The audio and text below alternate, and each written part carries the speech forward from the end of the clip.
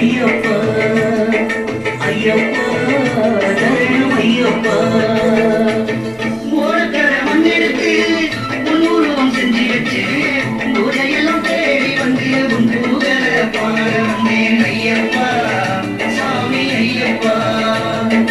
ஐயப்பா சாமி ஐயப்பா உன் தோட்டத்திலே ஒரு மலர் எடுத்து